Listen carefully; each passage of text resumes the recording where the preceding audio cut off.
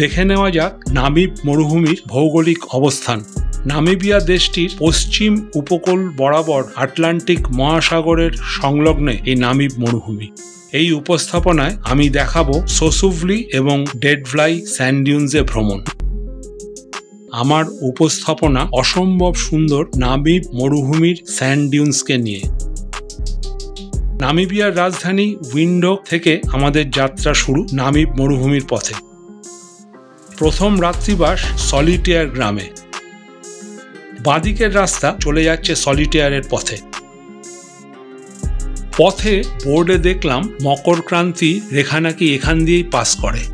মকরক্রান্তি রেখা মানে 23.5 degree south Latitude, বা যাকে বলে ট্রপিক অফ ক্যাপ্রিকর্ন। এবার পৌঁছে গেলাম সলিটেয়ার গ্রামে। এখানেই যাবতীয় খাবার ও পানীয় তৎসহ গাড়ির ফুয়েল সংগ্রহ করে নিতে হবে, কারণ এরপরে শুরু হবে ধুধু মরুভূমি। সলিটেয়ার গ্রামে যেখানে আমরা রাত্রি কাটাবো সেই জায়গায় চলে এলাম নির্জন এবং বিচ্ছিন্ন এক স্থানে, আমাদের এই ইকো নেচার ক্যাম্প। এটাই আমাদের ফোর্ড এন্ডেভার 4 হুইল ড্রাইভ গাড়ি। মরুভূমির এই গাছগুলোতে বাবুই পাখিরা এরকমভাবেই অপূর্ব বাসা বাঁধে। পরের দিন ভোর হওয়ার আগেই আমরা বেরিয়ে পড়লাম 83 কিলোমিটার দূরে আমাদের মূল দ্রষ্টব্য স্থানে। সূর্যোদয়ের সাথে সাথে আমরা উপভোগ করব নামিব মরুভূমির প্রকৃতির এক অসামান্য সৃষ্টি, সেই বালির পাহাড়। পৌঁছে গেলাম নামিব নোকলফট পার্কের প্রবেশদ্বারে, যা সেস্ট্রিম গেট নামে পরিচিত। প্রবেশ পূর্বে ডেজার্ট রেঞ্জার আমাদের সব ডকুমেন্টেশন পেপারস যাচাই করে নিল। প্রবেশ করলাম নামিব নোকলফট পার্ক। স্যান্ড ডিউনসের প্রথম দর্শন। সূর্যের আলোর বিচ্ছরণে অপূর্ব এক রঙের খেলা। এই নামিব মরুভূমিতে 3 ধরনের ডিউনস পাওয়া যায়। একটা হলো বার্চান ডিউনস ও অপর দুটি হলো লিনিয়ার ডিউনস ও স্টার ডিউনস। আরও এগিয়ে চললাম আমরা। চারিদিকে ধুধু মরুভূমি, আমাদের গাড়ি বালির বুক চিরে এগিয়ে যাচ্ছে। এই বালির পাহাড়টির নাম Dune 1।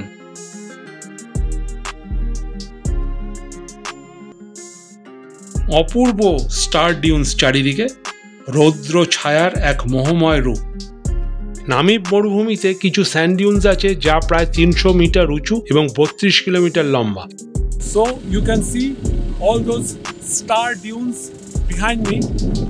They are looking great. ডিউনসের এক পাশ আলোকিত আর এক পাশ অন্ধকার। কি দুর্দান্ত এই এফেক্ট! সত্যি মনোমুগ্ধকর দৃশ্য। বিশেষজ্ঞদের মতে নামিব মরুভূমির বালির সাগর পৃথিবীর প্রাচীনতম মরুভূমি, যা প্রায় 55 মিলিয়ন বছর ধরে আছে। এটা ডিউন নাম্বার 7 এবং এই এলাকার এটি সবচেয়ে বৃহত্তম ডিউন। নামিব মরুভূমির ডিউনসগুলো পশ্চিমের আটলান্টিক মহাসাগর থেকে হাজার হাজার কিলোমিটার দূরে উপকরণ পরিবহনের দ্বারা গঠিত হয় এবং যা নদী, বায়ু ও সমুদ্রের স্রোত দ্বারা বাহিত হয়। ওই দূরে দেখছি ডিউন 45, যেটা আমি আরোহণ করব। ডিউন 45-এর কাছাকাছি পৌঁছে গেলাম। এই ডিউনগুলোর নামকরণ হয় সেস্ট্রিম গেট থেকে ডিউনসের দূরত্ব অনুসারে।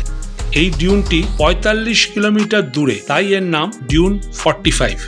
আমি ওই রকমভাবেই ওপরে আরোহণ করব। শুরু করলাম হাঁটা। ডিউন 45 হলো পৃথিবীর সবচেয়ে আকর্ষণীয় আলোকচিত্র গ্রহণের স্থান। শুরু করলাম হাঁটা। বালির গা বেয়ে এগিয়ে চলেছি। প্রচণ্ড হাওয়া, চারিদিকে বালিকণা উড়ছে, মুখে চোখে প্রায় ঢেকে যাচ্ছে। এত হাওয়ার গতি, মনে হচ্ছে যেন উল্টে ফেলে দেবে। স্যান্ডস্টর্ম যে কাকে বলে বা বালি ঝড়, এখানে না উঠলে বোঝা যায় না। শীর্ষে আরোহণ করার পর এবার অবতরণের পালা। ওই দূরে দেখছি আমাদের গাড়ি রাখা আছে। এবার এগিয়ে চললাম আরো। সামনে দেখছি বিগ ড্যাডি ডিউন, তার অপূর্ব সৌন্দর্যতা। পর্যটকরা এইভাবেও ভ্রমণ করে এই জায়গায়। এবার দেখব ডেডভ্লাই। চললাম তার উদ্দেশ্যে। এই ডেডভ্লাইয়ের সৃষ্টির ইতিহাসটা এখানেই লেখা আছে।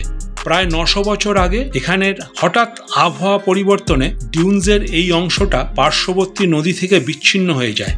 এই অবস্থায় তাপমাত্রা এতটাই বেড়ে ওঠে এই জায়গায় যে সমস্ত গাছপালা শুকিয়ে যায়। একদম জলবিহীন পরিবেশ হওয়ায় গাছগুলো ডিকম্পোজও করতে পারেনি।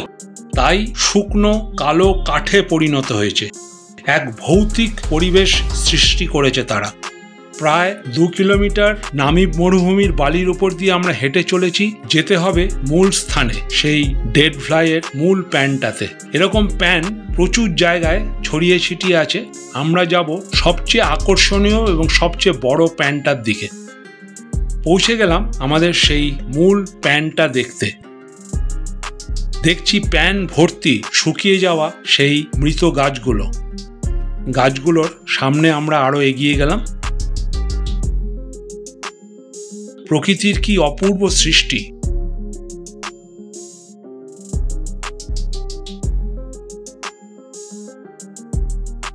এবার ফেরার পালা। উঠে পড়লাম আমাদের গাড়িতে, চললাম সেসরিমের ক্যাম্প সাইটে। After seeing my videos, please do like, share and comment, and please do not forget to subscribe my channel.